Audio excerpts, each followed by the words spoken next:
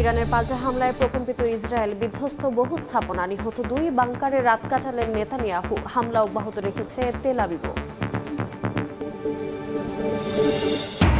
4 দিনের লন্ডন সফর শেষে দেশে ফিরলেন প্রধান উপদেষ্টা। রোজার আগে নির্বাচন হলে কেটে যাবে শঙ্কা, বলছে বিএনপি। সংস্কার ও বিচারে অগ্রগতির শর্তকে স্বাগত এনসিপির। কাল থেকে অফিস আদালত খোলায় রাজধানীমুখী কর্মজীবীরা। ট্রেন ও লঞ্চে ভিড়, ফিরতি পথেও সড়কে গাড়ির চাপ। ছুটিতে আইন শৃঙ্খলা পরিস্থিতি নিয়ে স্বরাষ্ট্র উপদেষ্টার সন্তোষ। সময় সংবাদের সঙ্গে আছি আমি রোজা চৌধুরী। একের পর এক ছোড়া ক্ষেপণাস্ত্রে বিধ্বস্ত ইসরায়েলের প্রাণকেন্দ্রে বিভিন্ন স্থাপনা। এ পর্যন্ত 2 জন নিহতের তথ্য জানিয়েছে দেশটির গণমাধ্যম। আহত হয়েছেন অনেকে। শুক্রবার রাতে হামলার পরই প্রতিরক্ষা মন্ত্রীকে নিয়ে বাংকারে অবস্থান নেন বিনিয়ামিন নেতানিয়াহু। এ সময় টেলিভিশনে দেয়া ভাষণে ইরানের সর্বোচ্চ ধর্মীয় নেতা আয়াতুল্লাহ আলী খামেনি ইসরায়েলকে অন্ধকারে নিমজ্জিত করার হুমকি দেন।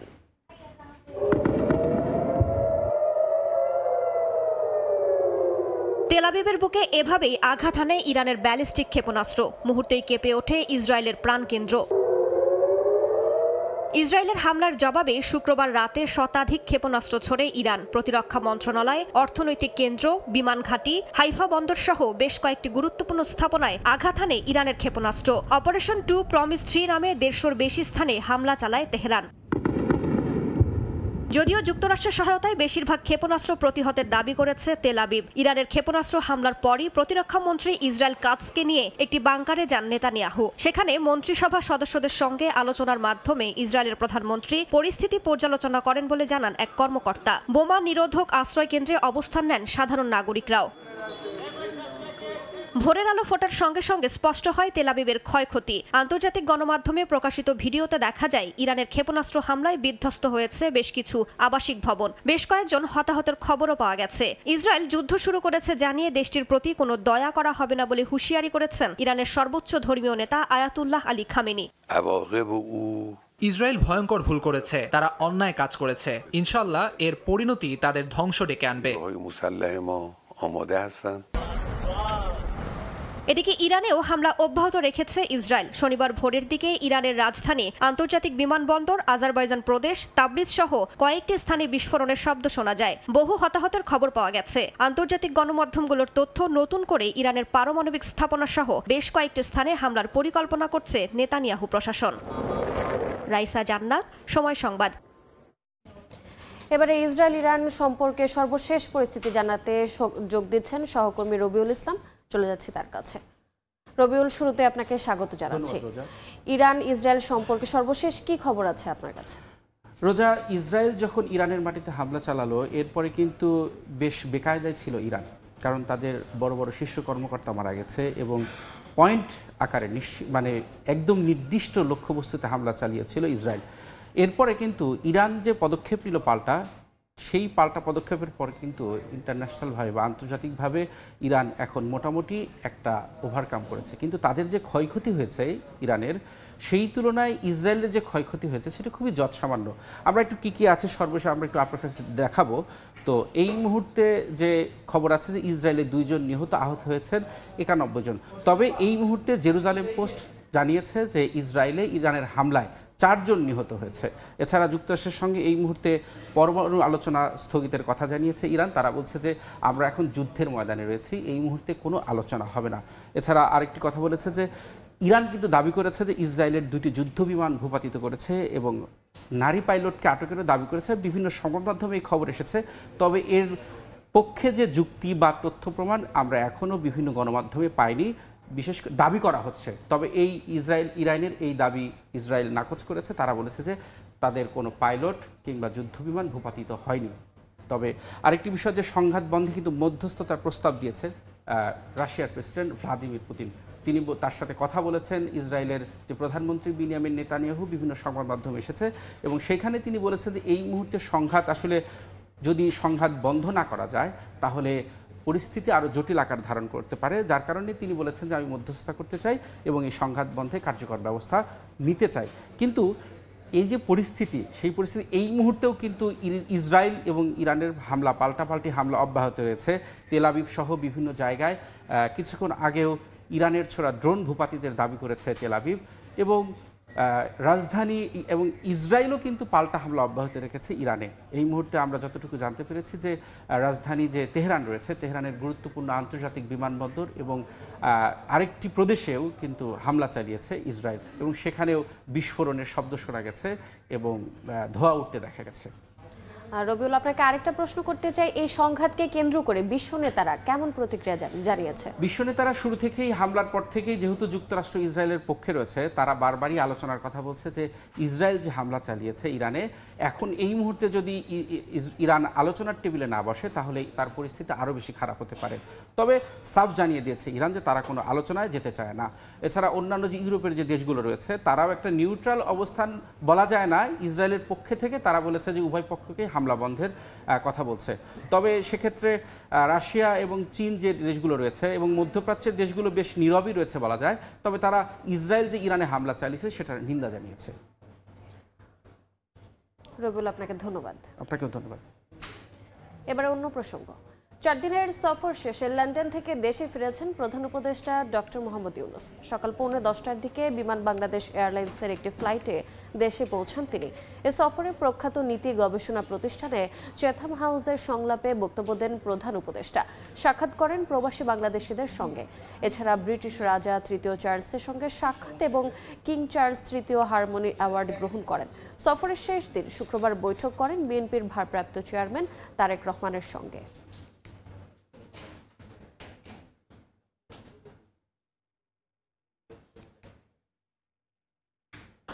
এদিকে ডক্টর ইউনূস তারেক রহমানের বৈঠকের পর আগামী ফেব্রুয়ারিতে জাতীয় নির্বাচনের সম্ভাবনাকে স্বাগত জানিয়েছে। সম্ভাবনা দেয় সন্তুষ্ট বিএনপি। দলটির স্থায়ী কমিটির সদস্য হাফিজউদ্দিন আহমেদ বলেছেন, রোজার আগে নির্বাচন হলে কেটে যাবে সব শঙ্কা, আর ভোটের আগে সংস্কার ও বিচারের পর্যাপ্ত অগ্রগতির শর্তকে স্বাগত জানিয়েছেন এনসিপির জ্যেষ্ঠ যুগ্ম আহ্বায়ক আরিফুল ইসলাম আদিব। সাম্প্রতিক রাজনীতিতে নির্বাচন ঘিরে সরকারের সঙ্গে বিএনপির টানাপোড়েনের মধ্যে শুক্রবার লন্ডনে অনুষ্ঠিত হয় ডক্টর ইউনূস তারেক রহমান বৈঠক। 1.5 ঘণ্টাব্যাপী আলোচনা শেষে সন্তোষ প্রকাশ করে উভয় পক্ষই। যৌথ বিবৃতিতেও জানানো হয় ফলপ্রসূ হয়েছে আলোচনা। দলের স্থায়ী কমিটির সদস্য হাফিজউদ্দিন আহমেদ সময় সংবাদকে বলেন, রোজার আগে নির্বাচন হলে পূরণ হবে জনগণের দাবি, কাটবে সব শঙ্কা। যদি তারা নির্বাচনের তারিখটি রোজার আগে নিয়ে নেয় তাহলে জনগণের দাবি পূরণ হবে, জনগণ আশান্বিত হবে, একটা সুষ্ঠু নির্বাচন আমরা আশা করি দেখতে পাবো। নির্বাচন যত বিলম্বিত হবে দেশের অর্থনৈতিক অবস্থা তত খারাপ হবে। তবে লন্ডন বৈঠকের পর যৌথ ঘোষণা নিয়ে মিশ্র প্রতিক্রিয়া জানিয়েছে এনসিপি। দলের সিনিয়র যুগ্ম আহ্বায়ক আরিফুল ইসলাম আদিব সময় সংবাদকে বলেন, কেবল একটি দলের সঙ্গে আলোচনা করে যৌথ বিবৃতি দিতে পারে না সরকার। তবে রমজানের আগে নির্বাচনের ক্ষেত্রে সংস্কার ও বিচারের পর্যাপ্ত অগ্রগতির যে শর্ত দিয়েছেন প্রধান উপদেষ্টা, সেটিকে স্বাগত জানায় এনসিপি। শুধুমাত্র একটি দল বা একক ব্যক্তির সাথে বসে একটা সিদ্ধান্ত নেওয়ার চেষ্টা করাটা, এটা রাজনৈতিক অঙ্গনে আমাদের কাছে মনে হচ্ছে যে অন্যান্য দলগুলোর প্রতি এক ধরনের অবজ্ঞা, অবমূল্যায়ন করা। সরকার কিন্তু এখানে 2টা শর্ত দিচ্ছেন, সেই বিষয়টাকে আমরা ইতিবাচকভাবে দেখি। তারা বলছেন যে সকল প্রস্তুতি সম্পন্ন হলে এক, দ্বিতীয়ত হচ্ছে বিচার এবং সংস্কার পর্যাপ্ত অগ্রগতি হলে। সংকট কাটাতে সব পক্ষকেই ছাড় দেওয়ার কথা বলছেন বিভিন্ন দলের নেতারা। ফারুক ভিয়া, রবিন, সময় সংবাদ, ঢাকা। সময় সংবাদে আরও থাকছে। 18 দিন বন্ধ থাকার পর চালু হলো জাতীয় চক্ষু বিজ্ঞান ইনস্টিটিউটের সেবা কার্যক্রম।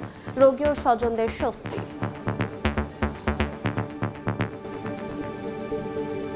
ঈদের দীর্ঘ ছুটি শেষে কাল থেকে খুলছে অফিস আদালত, তাই পরিবারের সঙ্গে আনন্দ সময় কাটিয়ে ইটকাঠের নগরীতে ফিরছেন কর্মজীবী মানুষ।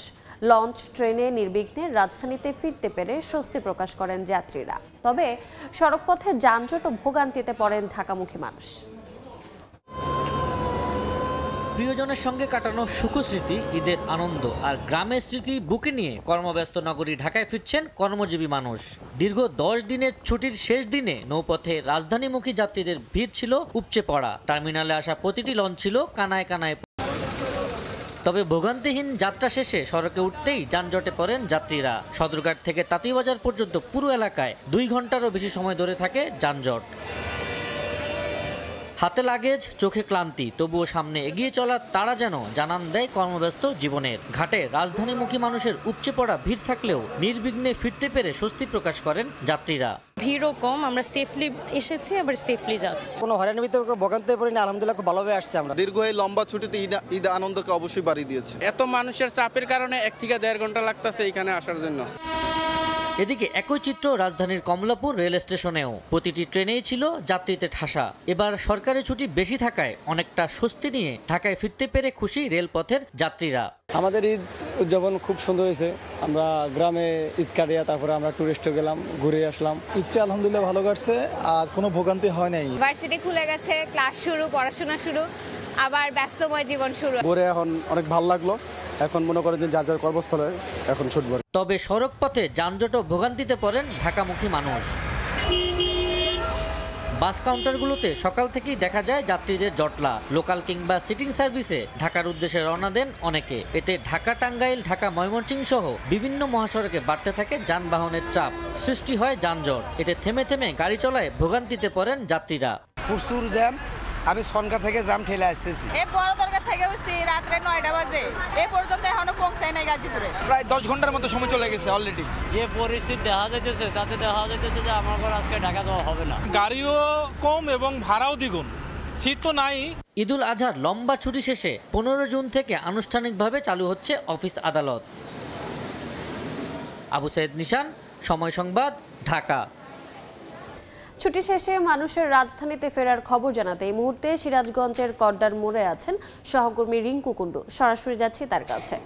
রিঙ্কু, ঈদ শেষে আবারও রাজধানীতে ফিরছে মানুষ এবং ঈদ শেষে কর্মফের মানুষের খবর যদি জানাতে আজকে আমরা যেটা দেখছি যে উত্তরবঙ্গের বিভিন্ন জেলা থেকে ছেড়ে আসা যানবাহনের সংখ্যা কিন্তু অনেকটাই বেশি। ভোর থেকে আমরা আছি যমুনা সেতু পশ্চিম সংযোগ মহাসড়কের কড্ডার এলাকায়। আমরা দেখেছি যে এই মহাসড়কটিতে ভোর থেকে কিন্তু থেমে থেমে যদি বলি যে যমুনা সেতুর পশ্চিম গোল চত্বর থেকে নলকা মোড় পর্যন্ত এই যে 10 কিলোমিটার, এই 10 কিলোমিটারের থেমে থেমে যানজট এবং দীর্ঘদিন আসলে যানবাহন চলাচল করছে। এক কথা বলা যায় যে অর্থাৎ এই পথে যারা রাজধানীতে ফিরছে তারা কিন্তু অনেকটা ভোগান্তি নিয়ে আজকে ফিরতে হচ্ছে। কারণ আমরা দেখেছি যে সেতু পার হতে, অর্থাৎ হাতিমুল মোড় থেকে সেতু পার হতে অনেকেরই আসলে 2 ঘন্টা 3 ঘন্টা আসলে লেগে যাচ্ছে।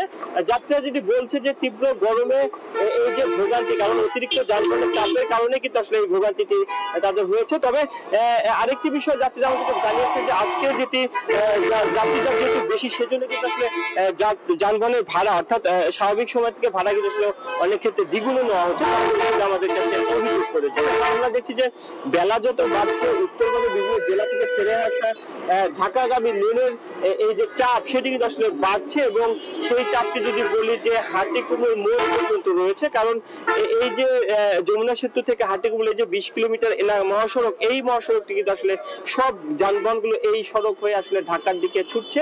এছাড়া আমরা দেখি যে যাত্রীবাহী বাস ছাড়াও কিন্তু খোলা ট্রাক বা পিকআপ বা অনেকে ব্যক্তিগত পরিবহনে কিন্তু আসলে রাজধানীতে ফিরছে। তো এক কথা বলা যায় যে ঈদের আনন্দ শেষে রাজধানীতে ফিরছে মানুষ। তবে আজকে যারা ফিরছে অর্থাৎ ছুটির শেষ দিনে যারা ফিরছে তারা কিন্তু অনেকটা ভোগান্তি নিয়ে রাজধানীতে ফিরতে হচ্ছে এবং যাত্রীদের যেটি অভিযোগ ভাড়া কিন্তু যানবাহনের বাসের ভাড়া কিন্তু আসলে অনেক ক্ষেত্রে দ্বিগুণ নেওয়া হচ্ছে। তো এই ছিল আমার কাছে উত্তরবঙ্গ মহাসড়ক থেকে ইচ্ছে সে কর্মফেরা মানুষের সবশেষ খবর। সরাসরি যুক্ত ছিলাম সিরাজগঞ্জে। ঈদের ছুটিতে দেশের আইন শৃঙ্খলা পরিস্থিতি নিয়ে সন্তোষ প্রকাশ করেছেন স্বরাষ্ট্র উপদেষ্টা জাহাঙ্গীর আলম চৌধুরী। রাজধানীর উত্তরায় আর্মড পুলিশ ব্যাটালিয়নের হেডকোয়ার্টার পরিদর্শন শেষে সাংবাদিকদের এ কথা বলেন তিনি। দাবি করেন মানুষ নির্বিঘ্নে ঈদ কাটিয়েছে, তেমন বড় কোনো দুর্ঘটনা ঘটেনি। ঈদে আপনারা কোনো একটা খারাপ রিপোর্ট কিন্তু করতে পারেননি, আল্লাহ দিলে সব কিন্তু ভালোভাবে করছে। এইতে বোঝা যায় যে আইন শৃঙ্খলা অনেক উন্নতি হয়েছে। তবু আছে এটা তো একটা কোনো লিমিট নাই, এটা যতই উন্নতি হবে আরও উন্নতি হইতে থাকবে। ছোটোখাটো দু একটা ঘটনা যে ঘটে নাই তা না, দু একটা চুরি হয়েছে, দু একটা ছিনতাই হয়েছে, বাট বড় ধরনের কোনো সমস্যা হয় না। এপি ব্যাটালিয়নের রোল এবং অন্যান্য নর্মাল পুলিশের রোল কিন্তু এক না, তাদের অর্গানাইজেশন এবং তাদের হাতিয়ার অন্যান্য বাহিনী থেকে একটু ডিফারেন্ট। আবাসনের সেটা খুবই প্রকট, এই জন্য আমরা আবাসনটা যত তাড়াতাড়ি সম্ভব সমাধান করার চেষ্টা করছি। তীব্র গরমে পড়ছে সারা দেশ। চুয়াডাঙ্গায় টানা কয়েকদিনের ভ্যাপসা গরমে বিপর্যস্ত জনজীবন। বিস্তারিত জানাতে চুয়াডাঙ্গা থেকে সরাসরি যুক্ত হচ্ছেন সহকর্মী মাহফুজ মামুন। জ্যৈষ্ঠের শেষের দিক থেকে চুয়াডাঙ্গাতে ভ্যাপসা গরমে জনজীবন বিপর্যস্ত হয়ে পড়েছে। তার সাথে সূর্যের প্রখরতায় মানুষ আসলে অসহনীয় গরমে ভোগান্তির শিকার হচ্ছেন। সবচেয়ে বেশি ভোগান্তিতে রয়েছেন খেটে খাওয়া এবং নিম্ন আয়ের মানুষগুলো। তারা হচ্ছে গরমের কারণে বাইরে বের হতে পারছেন না। বেলা বাড়ার সাথে সাথে সড়কগুলো ফাঁকা হয়ে পড়ছে। প্রয়োজন ছাড়া মানুষ ঘরের বাইরে থাকছে না। কয়েকদিন ধরে এই তাপমাত্রা চুয়াডাঙ্গাতে রেকর্ড করা হচ্ছে 35 থেকে 37 ডিগ্রির মধ্যে। তাপমাত্রা ওঠানামা করার কারণেই হচ্ছে বেশি গরম অনুভূত হচ্ছে। আজ দুপুর 12টায় চুয়াডাঙ্গায় সর্বোচ্চ তাপমাত্রা রেকর্ড করা হয়েছে 35 ডিগ্রি সেলসিয়াস এবং বাতাসের আর্দ্রতা ছিল 62%। বাতাসের আর্দ্রতা বেশি থাকার কারণেই ভ্যাপসা গরম অনুভূত হচ্ছে। মানুষ খুব সহজেই ঘামছে এবং সূর্যের যে তাপ, এই তাপের কারণে মানুষের শরীর জ্বলে যাচ্ছে। মানুষ এই গরম একেবারেই সহনীয় পর্যায়ের বাইরে। মানুষ এই গরম সহ্য করতে পারছে না।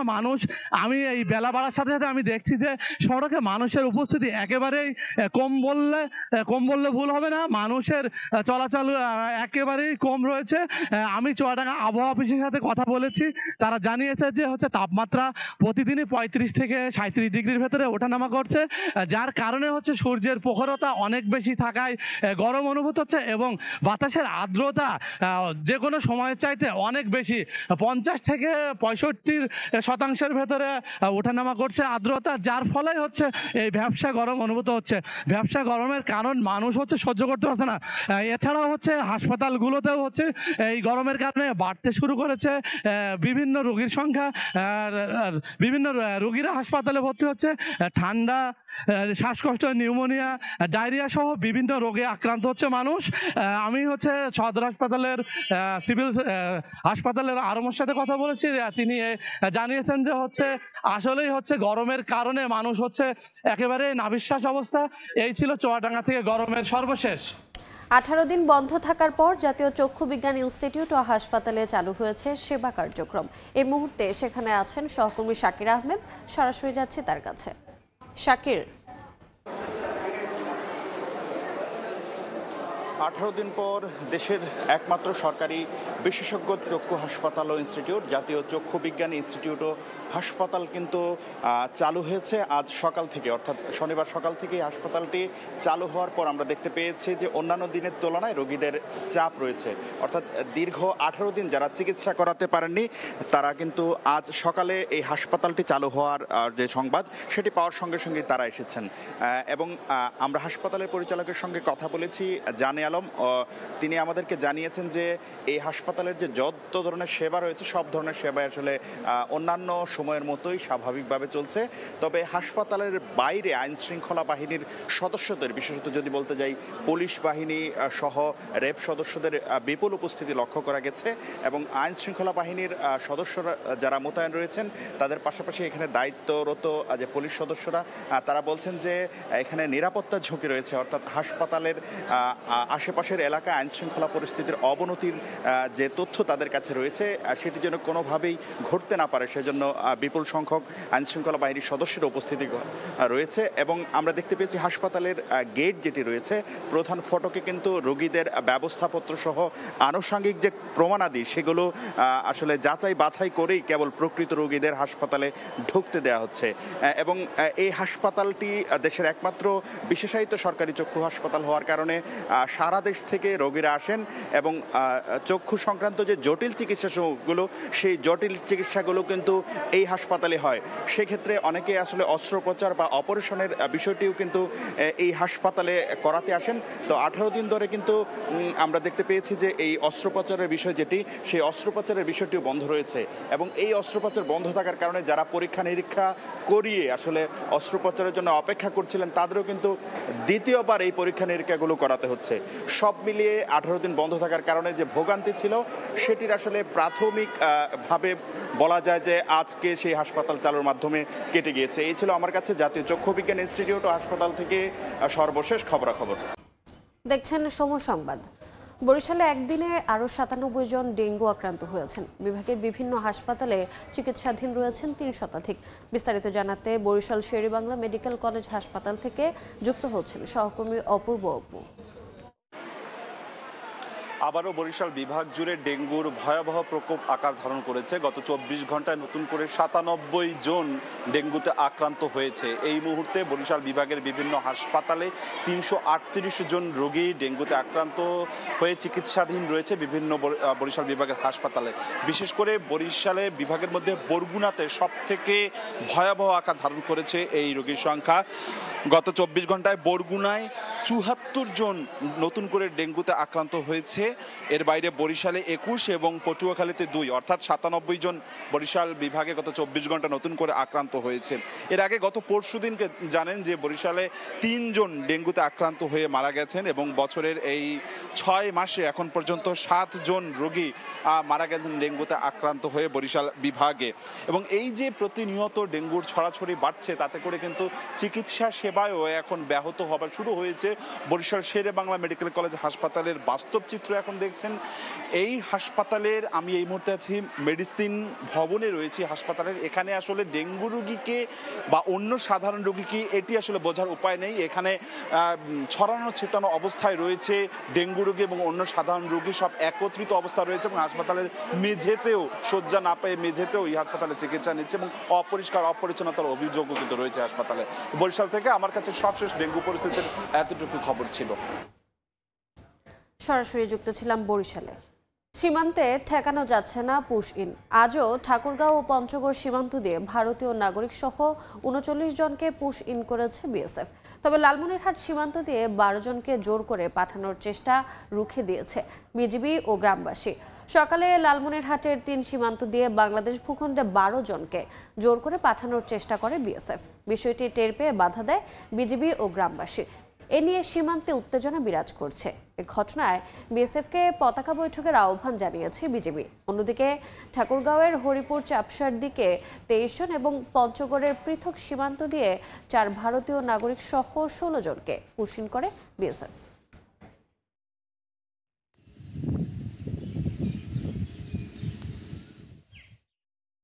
সময় সংবাদ। আগামী মাসে ক্যারিবীয় দ্বীপপুঞ্জে অনুষ্ঠেয় গ্লোবাল সুপার লিগে সাকিব আল হাসানকে দলে চান রংপুর রাইডার্স অধিনায়ক নুরুল হাসান সোহান। তবে চূড়ান্ত সিদ্ধান্ত ফ্র্যাঞ্চাইজির উপরই ছেড়ে দিয়েছেন তিনি। শ্রীলঙ্কা সফরের কারণে এবার জিএসএল এ শিরোপা ধরে রাখার মিশনে ন্যাশনাল টিমের ক্রিকেটারদের পাবে না রংপুর। তাদের ছাড়াই পরিকল্পনা সাজাচ্ছেন সোহান। টাইগারদের সাবেক টি-20 অধিনায়ক আরও বলেন, বিদেশি ক্রিকেটারদের মাঝে বিপিএল নিয়ে দিনকে দিন অনীহা বাড়ছে। অবভিয়াসলি দেখেন, সাকিব ভাই কোনো টিমে থাকলে সেই টিমটা অবশ্যই বেনিফিট পাবে, এটা স্বাভাবিক। কারণ ব্যাটিং বলেন, বোলিং ফিল্ডিং বলেন, সব দিক থেকে। বাট টু বি অনেস্ট আমার কাছে মনে হয় যে এটা টিম ম্যানেজমেন্ট কল। অবভিয়াসলি আমাদের কাছে একটা বড় চ্যালেঞ্জ এবং ওইখানে ভালো করাটাও একটা বড় চ্যালেঞ্জ। ইভেনচুয়ালি আপনি যদি বলি যে এইসব জায়গায় বড় বড় টিমের সাথে লাস্ট ইয়ার চ্যাম্পিয়ন হওয়ার পরে আমার কাছে মনে হয় যে বাংলাদেশ নিয়ে তাদের ধারণাটাও একটু ডিফারেন্ট হয়েছে। এ পর্যায়ে শীর্ষ সংবাদগুলো জানিয়ে দিচ্ছে আরেকবার।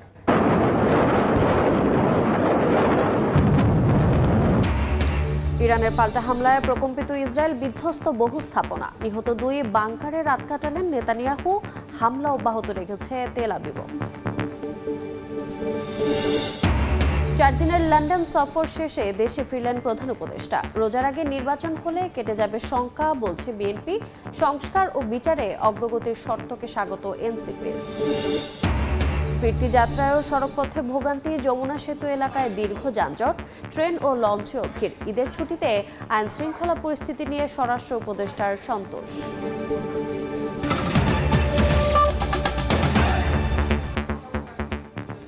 এই ছিল সময় সংবাদে, সঙ্গে থাকুন সময়।